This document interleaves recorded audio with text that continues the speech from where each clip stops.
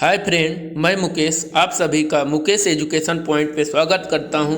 मैं आज आपके लिए समास का पार्ट 2 लेकर आया हूं। जो भी फ्रेंड्स मेरे समास का पार्ट 1 न देखे हों उसका मैं लिंक डिस्क्रिप्शन बॉक्स में दे दूंगा, तो फ्रेंड्स वहां से आप जाकर समास पार्ट 1 जरूर देखें। और फ्रेंड्स उस समास पार्ट में मैंने समास की परिभाषा सहित सभी का विस्तार पूर्वक उदाहरण बताते हुए मैंने 5 समास का वहाँ पे बात किया था। आज जो पार्ट 2 है इसमें मैं समास का एक महत्वपूर्ण भाग जिसका नाम है तत्पुरुष समास और इससे मैं लेकर आया हूँ। तो फ्रेंड्स इस समास का ज़्यादा लंबा वीडियो हो जाता है, इसीलिए मैंने इसको पार्ट 2 में सोचा कि बनाऊंगा जिससे वीडियो ज़्यादा लंबा ना हो। फ्रेंड्स स्टार्ट करते हैं इस समास का जिसका नाम है तत्पुरुष समास। अब तत्पुरुष समास होता क्या इसे जानते हैं। तो हम लोग जानते हैं कि 2 पद होता है, एक होता है पूर्व पद, एक होता है उत्तर पद। तो जो जिसका उत्तर पद प्रधान होता है, क्या जिसका उत्तर पद प्रधान होता है और दोनों पदों के बीच में दोनों पदों के बीच में कारक चिन्ह का लोप हो जाता है। क्या दोनों पदों के बीच में कारक चिन्ह का लोप हो जाता है। कारक आप लोग ने पढ़ा ही होगा, कर्ता ने कर्म को करण से संप्रदान के लिए अपादान से संबंध का की रे। इसका मतलब यहाँ से आप लोग जो भी नहीं पढ़े हैं मैं उसका कारक का एक वीडियो बनाऊंगा, लेकिन यहाँ पे शॉर्ट वे में बात किया जाएगा। तो हम लोग समझते हैं कि किस कारक में कौन सा चिन्ह का लोप होता है। तो यहाँ पे तत्पुरुष समास की परिभाषा हम लोग जान लिए, क्या कि जिस समास का उत्तर पद प्रधान होता है और दोनों पदों के बीच में कारक चिन्ह लुप्त हो जाता है उस समास को क्या कहा जाता है, तत्पुरुष समास कहा जाता है। चलिए अब तत्पुरुष समास के भेद को हम लोग जान लेते हैं। तो तत्पुरुष हम लोग जानते हैं कि समास के 6 भेद होते हैं, लेकिन उस समास के 6 भेद में से एक है तत्पुरुष समास। तो इस तत्पुरुष समास के भी 6 भेद होते हैं फ्रेंड्स, याद रखिएगा। तो फर्स्ट है कर्म तत्पुरुष, सेकेंड है करण तत्पुरुष और थर्ड है संप्रदान तत्पुरुष, फोर्थ है आपादान तत्पुरुष और फिफ्थ नंबर है आपका संबंध तत्पुरुष और 6 नंबर जो है अधिकरण तत्पुरुष। तो फ्रेंड्स हम लोग 6 प्रकार जान लिए। अब एक एक के बारे में विस्तार पूर्ण हम लोग जानते हैं एग्जाम्पल के माध्यम से। चलिए तो फर्स्ट क्या है, कर्म तत्पुरुष। फर्स्ट क्या है, कर्म तत्पुरुष। अब इसमें हम लोग एक परिभाषा कह लें या जो भी विभक्ति है उसको जानने की कोशिश करते हैं। तो क्या कहते हैं कि इसमें कर्म कारण की विभक्ति, इसमें कर्म कारक की विभक्ति को का लोप हो जाता है। इसका मतलब ये जो भी शब्द आपके समक्ष दिख रहा है इसमें किसका लोप होगा, को का लोप होगा। तो याद रखिएगा। अब देखते हैं कैसे लोप होता है। तो देखिए फर्स्ट एग्जाम्पल क्या है, गगनचुंबी। तो इसका जब विग्रह करेंगे तो क्या हो जाएगा, गगन को चूमने वाला। यश प्राप्त, यश को प्राप्त करने वाला। चींटी मार, चींटी को मारने वाला। ग्रामगत, ग्राम को गया हुआ। अगला एग्जाम्पल क्या है, रथ चालक, रथ को चलाने वाला। अगला एग्जाम्पल क्या है, जेब कतरा, जेब को कतरने वाला। तो फ्रेंड्स हम लोग सभी जो भी उदाहरण है उसमें देख रहे हैं कि को आ रहा है, लेकिन इस शब्द में दिख नहीं रहा है, इसमें को का लोप है, इसीलिए कौन सा तत्पुरुष है, कर्म तत्पुरुष। चलिए नेक्स्ट इसके प्रकार पे आते हैं। तो सेकंड प्रकार जो है उसका नाम क्या है, करण तत्पुरुष। तो परिभाषा के तौर पे क्या हम लोग जान जाएं कि इसमें जो विभक्ति होती है उसमें एक होता है से और दूसरा है के द्वारा।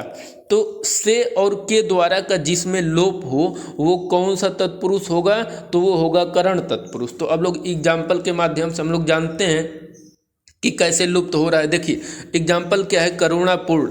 तो क्या हो जाएगा, करुणा से पूर्ण।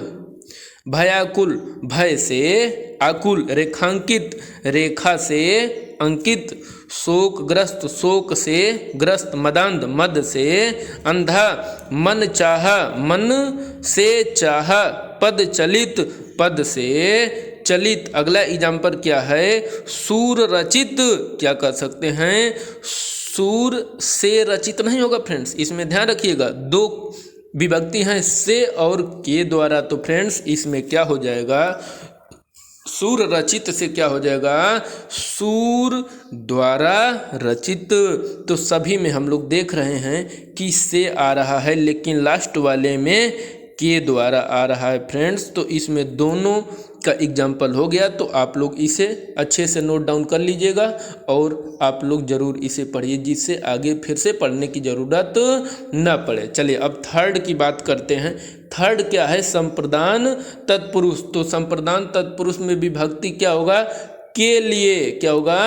के लिए लुप्त हो जाएगा, यानी शब्द में के लिए दिखाई नहीं देगा, इसीलिए इसका नाम क्या है?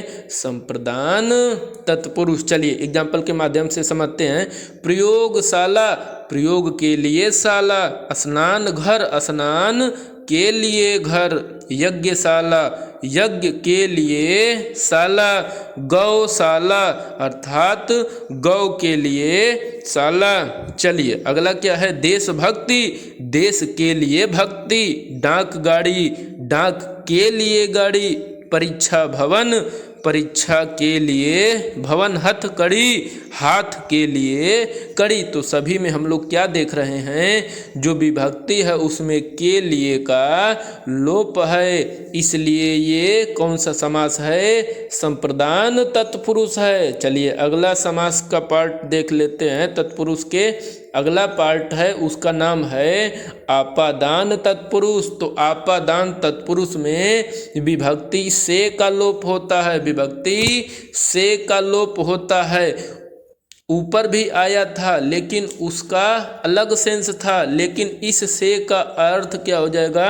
अलग होने के भाव में होगा। जैसे अब मान लीजिए हम लोग ये रास्ता है, ये रास्ता जा रहा था, लेकिन अब हमको इस मंजिल के पास पहुंचना है, तो हम लोग क्या करेंगे? इस रास्ते से अलग हो जाएंगे। तो फ्रेंड्स अलग होने के भाव में अर्थ निकलता है, वो कौन सा समास कहलाता है? आपादान तत्पुरुष समास कहलाता है। चलिए एग्जाम्पल के माध्यम से समझते हैं। धनहीन, धन से हीन हो गया, यानी धन पहले था लेकिन अब धन से हीन हो गया। पथ भ्रष्ट, पथ से भ्रष्ट हो गया। देश निकाला, देश से निकाला। चलिए अगला एग्जाम्पल क्या है? ऋण मुक्त, ऋण से मुक्त। अगला है गुणहीन, गुण से हीन। पाप मुक्त, पाप से मुक्त। जलहीन, जल से हीन अर्थात सब में से का लोप हो रहा है और सब में अलगाव होने का अर्थ निकल रहा है। तो हम लोग कह सकते हैं कि ऐसा समास क्या कहलाता है? आपादान तत्पुरुष कहलाता है। अगला समास क्या है आपके सामने देखिए, संबंध तत्पुरुष। क्या है? संबंध तत्पुरुष। तो अब इसको हम लोग समझते हैं, संबंध तत्पुरुष क्या होता है। इसमें जो कारक की विभक्तियां होती है उसमें का, के, की, का, के, की लुप्त हो जाता है, दिखाई नहीं देता है। चलिए एग्जाम्पल के माध्यम से समझते हैं। राजपुत्र, राजा का पुत्र। राजाज्ञा, राजाज्ञा, तो इसमें क्या हो जाएगा? राजा की आज्ञा। पराधीन, पर के अधीन। चलिए अगला क्या है एग्जाम्पल? राजकुमार, राज का कुमार। सॉरी फ्रेंड्स, राज नहीं, राजा का कुमार। चलिए अगला क्या है? देश रक्षा। तो क्या हो जाएगा? समस्त विग्रह, विग्रह इसका क्या हो जाएगा? देश की रक्षा।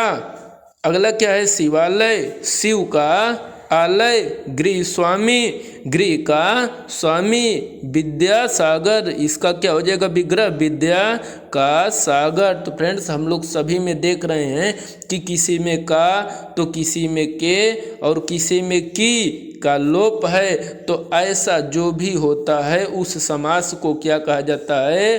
संबंध तत्पुरुष कहा जाता है। चलिए फ्रेंड्स अगला एग्जाम्पल क्या है?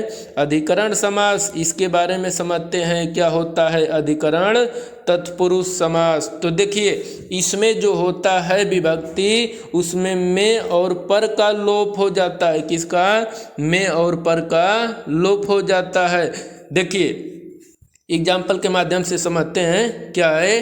शोक मग्न, तो किस में मग्न है? शोक में मग्न है, तो इसमें में है। पुरुषोत्तम, पुरुषों में उत्तम, तो पुरुषों में उत्तम कौन है? पुरुषोत्तम। में तो किसका लोप हो रहा है? में का। आप बीती, आप पर बीती, यानी क्या है विभक्ति? पर, इसमें क्या आ रहा है कारक चिन्ह, पर का लोप हो जा रहा है। गृह प्रवेश, क्या, गृह प्रवेश, गृह में प्रवेश, तो यहाँ पे में है। चलिए अगला क्या है, लोकप्रिय, लोक में प्रिय, लोक में कौन प्रिय है, लोक में प्रिय। चलिए धर्मवीर, धर्म में वीर। कला श्रेष्ठ, कला श्रेष्ठ, सॉरी फ्रेंड्स, श्रेष्ठ ऐसे लिखा जाएगा, श्रेष्ठ ऐसे लिखा जाएगा। चलिए कला श्रेष्ठ अर्थात कला में श्रेष्ठ। चलिए अगला क्या है एग्जाम्पल, और लास्ट एग्जाम्पल है जिसका नाम क्या है, आनंद मग्न। इसका एग्जाम्पल विग्रह करेंगे तो क्या हो जाएगा, आनंद में मग्न। तो फ्रेंड्स मैंने सभी का एग्जाम्पल बता दिया है बिल्कुल विस्तार पूर्वक। तो फ्रेंड्स आप नोट डाउन जरूर कर लीजिएगा, और ये वीडियो आपको अच्छी लगे हो तो लाइक शेयर जरूर करिएगा। फ्रेंड्स अगर चैनल पे पहली बार विजिट कर रहे हो तो साथ में चैनल को भी सब्सक्राइब करिएगा, और दोस्तों यारों के बीच में ज़रूर शेयर करिएगा। फ्रेंड्स मैंने इसका फर्स्ट पार्ट बना दिया है आपके सामने, यहाँ पे वीडियो रोक कर देख सकते हैं। इस तरह से मैंने फर्स्ट पार्ट बनाया था, तो फ्रेंड्स वहाँ जाकर मेरा फर्स्ट पार्ट जो भी है समास का उसको देख सकते हैं। तो थैंक यू फ्रेंड्स, आप लोग वीडियो ज़्यादा से ज़्यादा देखें और दोस्तों यारों के बीच में शेयर ज़रूर करें।